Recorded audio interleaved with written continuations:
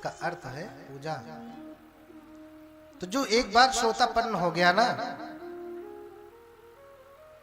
तो बुद्ध कहते कि जो श्रोतापन्न है, इमस्मिन् एव जम्बुदीपे महारजं कार्य। अगर श्रोतापन्न व्यक्ति ये चाहे कि मैं राजा महाराजा बनूं ना, तो उसे बनने से कोई रोक नहीं सकता। इतना बड़ा बल है। और इतना ही नहीं, न ते भवम अठमम आदियन्ति, उसका 8वां जन्म नहीं होता है, 7 जन्म में ही वो पूर्ण हो जाता है, अर्थात मुक्ति को प्राप्त कर लेता है।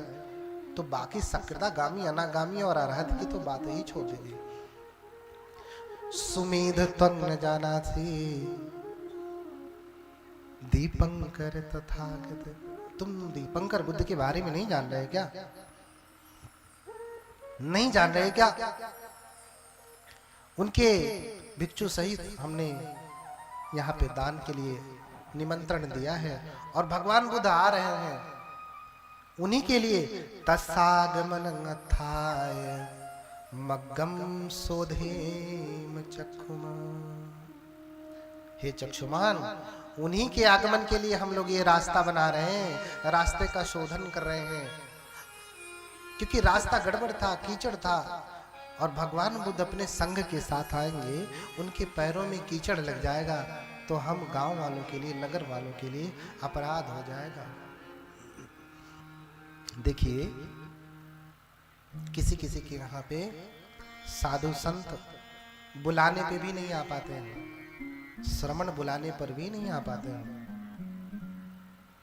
इसी कानपुर के बहुत सारे लोग हैं जो चाहते हैं कि बनते आए, नहीं आ पाते, या वर्ष में एक ही बार आ पाते हैं।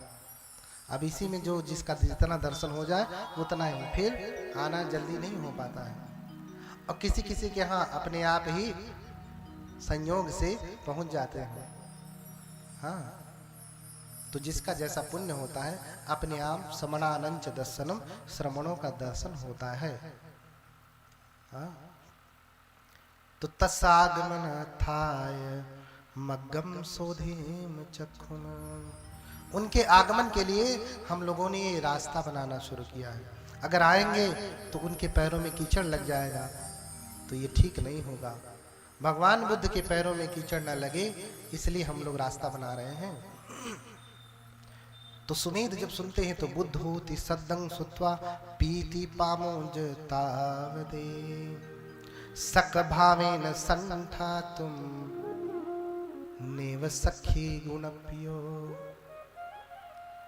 जब बुद्ध शब्द सुनते हैं, उनके शरीर में रोमांच पैदा होने लगता। बुद्ध, अरे जिनकी मैं कामना कर रहा था, अहो अहो बुद्ध मनंत तेजसम, आज उन बुद्ध का दर्शन होने वाला है मुझे। उनकी तो अभिलाषा ही पूर्ण हो जाएगी।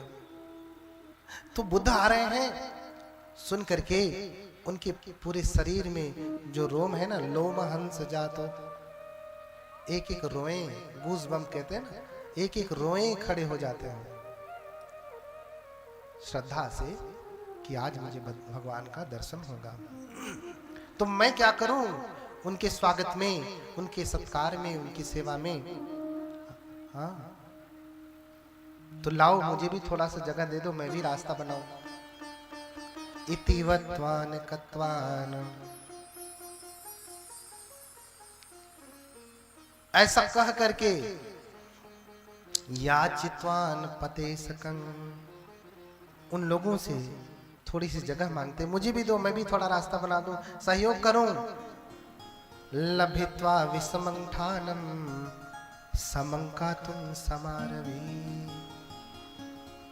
रास्ता बनाने के लिए थोड़ी सी जगह मांग करके जो उबड़ खाबड़ था उसे बनाने के लिए फावड़ा हाथ में उठा लेते हैं। और हाथ में जैसे फावड़ा लेते हैं, उनके मन में आता, अरे मैं तो 5 अभिज्ञा और 8 समापत्ति से युक्त हूं, मैं यूं करूं तो अभी यूं रास्ता बन जाए।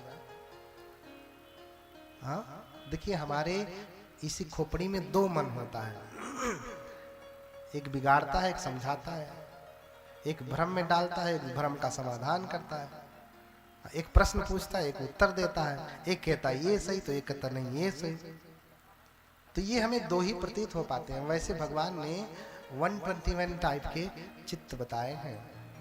89 टाइप के चित्त बताए हैं। इसके साथ चेतसिक जो है 52 प्रकार के बताए हैं। चित्तम सहजातम इति चेत, चित्त के साथ हमेशा छाया की तरह से बने रहते हैं। तो हमें तो सिर्फ 2 ही का ही पता चलता है। जब अभिधर्म पढ़ेंगे तो समझ में आने लगेगा, अच्छा ये वाला चित्त तो उपेक्षा सहगतम संखारिकम कुशलमेकम चित्तम, ये उपेक्षा से जो है संकल्पित एक चित्त है। जब पढ़ेंगे अभिधर्म तो समझेंगे कि ये उपेक्षा रहित दूसरा चित्त है। इस प्रकार से भगवान ने 121 प्रकार का चित्त बताया।